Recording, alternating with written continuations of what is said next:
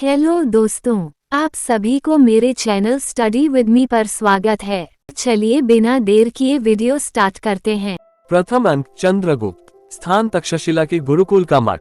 चाणक्य और सिंगरन। चाणक्य, सौम्य कुलपति ने मुझे गृहस्थ जीवन में प्रवेश करने की आज्ञा दे दी। केवल तुम ही लोगों को अर्थशास्त्र पढ़ाने के लिए ठहरा था, क्योंकि इस वर्ष के भावी स्नातकों को अर्थशास्त्र का पाठ पढ़ाकर मुझे किंचन को गुरु दक्षिणा चुका देनी थी। सिंगरन, आर्य मालवों को अर्थशास्त्र की उतनी आवश्यकता नहीं जितनी अस्त्रशास्त्र की, इसलिए मैं पाठ में पिछड़ा रहा, क्षमा प्रार्थी हूँ। चाणक्य, अच्छा अब तुम मालव जाकर क्या करोगे? सिंगरन, अभी तो मैं मालव नहीं जाता, मुझे तक्षशिला की राजनीति पर दृष्टि रखने की आज्ञा मिली है। चाणक्य, मुझे प्रसन्नता होती है कि तुम्हारा अर्थशास्त्र पढ़ना सफल होगा। क्या तुम जानते हो कि यवनों के दूत यहाँ क्यों आए हैं? सिंगरन, मैं उसे जानने की चेष्टा कर रहा हूँ। आर्यावर्त का भविष्य लिखने के लिए कुचक्र और प्रताड़ना की लेखनी और मसी प्रस्तुत हो रही है। उप्रापत के खंड राजद्वेष से जर्जर हैं। शीघ्र भयानक विस्फोट होगा। सहसा आम्भीक और अलका का प्रवेश। आम्भीक, कैसा विस्फोट? युवक, तुम कौन हो? सिंगरन, एक मालव। आम्भीक, नहीं, विशेष परिचय की आवश्यकता है। सिंगरन, तक्षशिला गुरुकुल का एक छात्र। आम्भीक, देखता हूँ कि तुम दुर्विनीत भी हो। सिंगरन, कदापि नहीं राजकुमार, विनम्रता के साथ निर्भीक होना मालवों का वंशानुगत चरित्र है और मुझे तो तक्षशिला की शिक्षा का भी गर्व है। आम्भीक, परंतु तुम किसी विस्फोट की बातें अभी कर रहे थे। और चाणक्य, क्या तुम्हारा भी इसमें कुछ हाथ है? चाणक्य चुप रहता है। आम्भीक क्रोध से, बोलो ब्राह्मण, मेरे राज्य में रहकर, मेरे अन्न से पलकर, मेरे ही विरुद्ध कुचक्रों का सृजन। चाणक्य, राजकुमार, ब्राह्मण न किसी के राज्य में रहता है और न किसी के अन्न से पलता है, स्वराज्य में विचरता है और अमृत होकर जीता है। वह तुम्हारा मिथ्या गर्व है। ब्राह्मण सब कुछ सामर्थ्य रखने पर भी स्वेच्छा से इन माया स्तूपों को ठुकरा देता है, प्रकृति के कल्याण के लिए अपने ज्ञान का दान देता है। आम्भीक, वह काल्पनिक महत्व माया जाल है। तुम्हारे प्रत्यक्ष नीच कर्म उस पर पर्दा नहीं डाल सकते। चाणक्य, सो कैसे होगा अविश्वासी क्षत्रिय? इसी ने दस्यु और मलेच्छ साम्राज्य बना रहे हैं और आर्य जाति पतन के कगार पर खड़ी एक धक्के की राह देख रही है। आम्भीक, और तुम धक्का देने का कुचक्र विद्यार्थियों को सिखा रहे हो। सिंगरन, विद्यार्थी और कुचक्र असंभव, ये तो वे ही कर सकते हैं जिनके हाथ में अधिकार हो, जिनका स्वार्थ समुद्र से भी विशाल और सुमेरु से भी कठोर हो, जो यवनों की मित्रता के लिए स्वयं वाली तक। आम्भीक, बस बस दुर्धर्ष युवक, बता तेरा अभिप्राय क्या है? सिंगरन, कुछ नहीं। आम्भीक, नहीं, बताना होगा, मेरी आज्ञा है। सिंगरन, गुरुकुल में केवल आचार्य की आज्ञा शिरोधार्य होती है, अन्य आज्ञाएं अवज्ञा के कान से सुनी जाती है। राजकुमार। अलका, भाई, इस वन्य निर्झर के समान स्वच्छ और स्वच्छंद हृदय में कितना बलवान वेग है। यह अवज्ञा भी स्पृहणीय है। जाने दो। आम्भीक, चुप रहो अलका, यह ऐसी बात नहीं है जो यूं ही उड़ा दी जाए, इसमें कुछ रहस्य है। चाणक्य चुपचाप मुस्कुराता है। सिंगरन, हाँ हाँ, रहस्य है। यमन आक्रमणकारियों के पुष्कल स्वर्ण से पुलकित होकर आर्यावर्त की सुख रजनी की शांति निद्रा में उप्रापत की अगला धीरे से खोल देने का रहस्य है।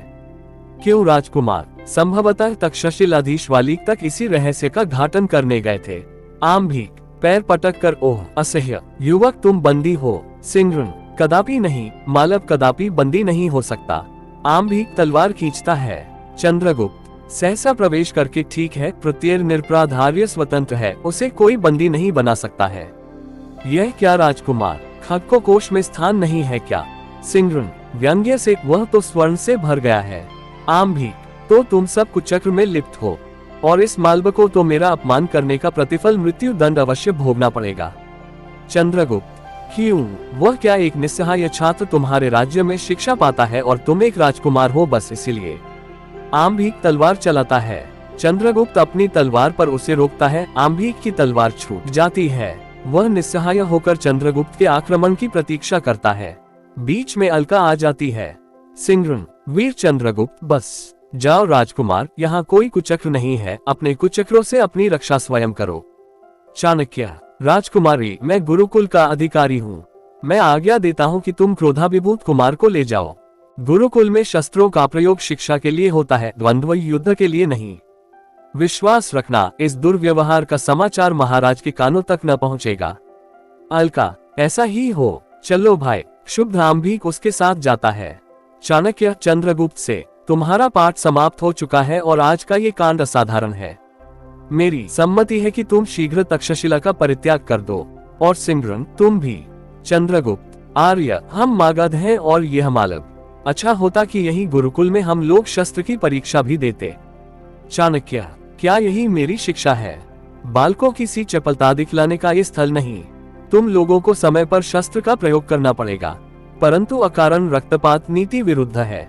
चंद्रगुप्त, आर्य, संसार भर की नीति और शिक्षा का अर्थ मैंने यही समझा है कि आत्मसम्मान के लिए मर मिटना ही दिव्य जीवन है। सिंघ्रन मेरा आत्मीय है, मित्र है, उसका मान मेरा ही मान है। चाणक्य, देखूंगा कि इस आत्मसम्मान की भविष्य परीक्षा में तुम कहां तक उत्तीर्ण होते हो। सिंघ्रन, आपके आशीर्वाद से हम लोग अवश्य सफल होंगे। चाणक्य, तुम मालव हो और यह मागध, यही तुम्हारे मान का अवसान है न? परंतु आत्मसम्मान इतने ही से संतुष्ट नहीं होगा। मालव और मागध को भूलकर जब तुम आर्यावर्त का नाम लोगे तभी वह मिलेगा। क्या तुम नहीं देखते हो कि आगामी दिवसों में आर्यावर्त के सब स्वतंत्र राष्ट्र एक के अनंतर दूसरे विदेशी विजेता से पददलित होंगे? आज जिस व्यंग्य को लेकर इतनी घटना हो गई है, वह बात भावी गांधार नरेश आम्भीक के हृदय में शल्य के समान चुभ गई है। पंचनन नरेश पर्वतेश्वर के विरोध के कारण एक शुद्ध हृदय आम्भीक यवनों का स्वागत करेगा और आर्यावर्त का सर्वनाश होगा। चंद्रगुप्त, गुरुदेव विश्वास रखिए, ये सब कुछ नहीं हो पाएगा। ये चंद्रगुप्त आपके चरणों की शपथ पूर्वक प्रतिज्ञा करता है कि यवन यहाँ कुछ न कर सकेंगे। चाणक्य, तुम्हारी प्रतिज्ञा अचल हो, परंतु इसके लिए पहले तुम मगध जाकर साधन संपन्न बनो। यहाँ समय बिताने का प्रयोजन नहीं।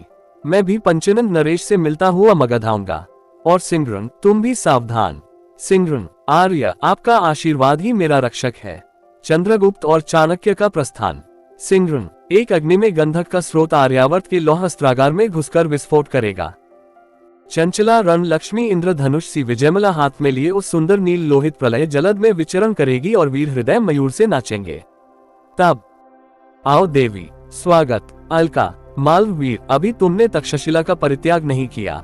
सिंघ्रन, क्यों देवी, क्या मैं यहाँ रहने के उपयुक्त नहीं हूँ? अलका, नहीं, मैं तुम्हारी सुख शांति के लिए चिंतित हूँ। भाई ने तुम्हारा अपमान किया है, पर वह अकारण न था। जिसका जो मार्ग है उस पर वह चलेगा। तुमने अंधिकार चेष्टा की था। देखती हूँ प्रायः मनुष्य दूसरों को अपने मार्ग पर चलाने के लिए रुक जाता है और अपना चलना बंद कर देता है। सिंघ्रन, परंतु भद्रे, जीवन काल में भिन्न भिन्न मार्गों की परीक्षा करते हुए जो ठहरता हुआ चलता है वह दूसरों को लाभ ही पहुंचाता है। ये कष्टदायक तो है परंतु निष्फल नहीं। अलका, किंतु मनुष्य को अपने जीवन और सुख का भी ध्यान रखना चाहिए। सिंघ्रन, मानव कब दानव से भी दुर्दांत, पशु से भी बर्बर और पत्थर से भी कठोर, करुणा के लिए निर्वकाश हृदय वाला हो जाएगा, नहीं जाना जा सकता। अतीत सुखों के लिए सोच क्यों, अनागत भविष्य के लिए भय क्यों, और वर्तमान को मैं अपने अनुकूल बना ही लूंगा, फिर चिंता किस बात की। अलका, मालव, तुम्हारे देश के लिए तुम्हारा जीवन अमूल्य है और वही यहाँ आप ही में है। सिंघ्रन, राजकुमारी, इस अनुकंपा के लिए कृतज्ञ हुआ, परंतु मेरा देश मालव ही नहीं गांधार भी है। यही क्या समग्र आर्यावर्त है, इसलिए मैं। अलका, आश्चर्य से, क्या कहते हो? सिंघ्रन, गांधार आर्यावर्त से भिन्न नहीं है, इसलिए उसके पतन को मैं अपना अपमान समझता हूँ। अलका, निश्वास लेकर, इसका मैं अनुभव कर रही हूँ, परंतु जिस देश में ऐसे वीर युवक हो उसका पतन असंभव है। मालवीर, तुम्हारे मनोबल में स्वतंत्रता है और तुम्हारी दृढ़ भुजाओं में आर्यावर्त के रक्षण की शक्ति है। तुम्हें सुरक्षित रहना ही चाहिए। मैं भी आर्यावर्त की बालिका हूँ, तुमसे अनुरोध करती हूँ कि तुम शीघ्र गांधार छोड़ दो। मैं आम्भीक को शक्ति भर पतन से रोकूंगी, परंतु उसके न मानने पर तुम्हारी आवश्यकता होगी। जाओ वीर। सिंघ्रन, अच्छा राजकुमारी, तुम्हारे स्नेहानुरोध से मैं जाने के लिए बाध्य हो रहा हूँ। शीघ्र ही चला जाऊंगा देवी, किंतु यदि किसी प्रकार सिंधु की प्रखर धारा को यवन सेना न पार कर सकती। अलका, मैं चेष्टा करूंगी वीर, तुम्हारा नाम? सिंघ्रन, मालबगन के राष्ट्रपति का पुत्र सिंघ्रन। अलका, अच्छा, फिर कभी। दोनों एक दूसरे को देखते हुए प्रस्थान करते हैं। मगध सम्राट का विलास कानन, विलासी युवक और युवतियों का विहार। नंद प्रवेश करके, आज वसंत उत्सव है क्या? एक युवक, जय हो देव, आपकी आज्ञा से कुसुमपुर के नागरिकों ने आयोजन किया है। नंद, परंतु मदिरा का तो तुम्हारे समाज में अभाव है, फिर आमोद कैसा? एक युवती से, देखो देखो, तुम सुंदरी हो परंतु तुम्हारे यौवन का विभ्रम अभी संकोच की अर्गला से जकड़ा हुआ है। तुम्हारी आंखों में काम का सुकुमार संकेत नहीं, अनुराग की लाली नहीं। फिर कैसा प्रमोद। एक युवती, हम लोग तो निमंत्रित नागरिक है देव, इसका दायित्व तो निमंत्रण देने वाले पर है। नंद, वाह, अच्छा उलाहना रहा। अनुचर से, मूर्ख, अभी और कुछ सुनाएगा। तुम नहीं जानते कि मैं ब्रह्मास्त्र से अधिक इन सुंदरियों के कुटिल कटाक्षों से डरता हूँ। ले जा, शीघ्र ले जा, नागरिकों पर तो मैं राज्य करता हूँ परंतु मेरी मगध की नागरिकाओं का शासन मेरे ऊपर है। श्रीमती, सबसे कह दो नागरिक नंद कुसुमपुर के कमनीय कुसुमों से अपराध के लिए क्षमा मांगता है और आज के दिन वह तुम लोगों का कृतज्ञ सहचर मात्र है। अनुचर लोग प्रत्येक कुंज मन मदिरा कलश और चषक पहुंचाते हैं। राक्षस और सुवासिनी का प्रवेश, पीछे पीछे कुछ नागरिक। राक्षस, सुवासिनी, एक पात्र और, चलो इस कुंज में। सुवासिनी है, नहीं, अब मैं न संभव सकूंगी। राक्षस, फिर इन लोगों से कैसे पीछा छूटेगा। सुवासिनी है, मेरी एक इच्छा है। एक नागरिक, क्या इच्छा है सुवासिनी। हम लोग अनुचर हैं, केवल एक सुंदर अलाप की, एक कोमल मूर्छना की लालसा है। सुवासिनी है, अच्छा तो अभिनय के साथ। सब उल्लास से, सुंदरियों की रानी सुवासिनी की जय। सुवासिनी है, परंतु राक्षस को कच का अभिनय करना पड़ेगा। एक नागरिक, और तुम देवयानी, क्यों। यही ना, राक्षस सचमुच राक्षस होगा। यदि इसमें आनाकानी करे तो चलो राक्षस। दूसरा, नहीं मूर्ख, आर्य राक्षस कह। इतने बड़े कला कुशल विद्वान को किस प्रकार संबोधित करना चाहिए, तू इतना भी नहीं जानता। आर्य राक्षस, इन नागरिकों की प्रार्थना से इस कष्ट को स्वीकार कीजिए। Thanks for watching.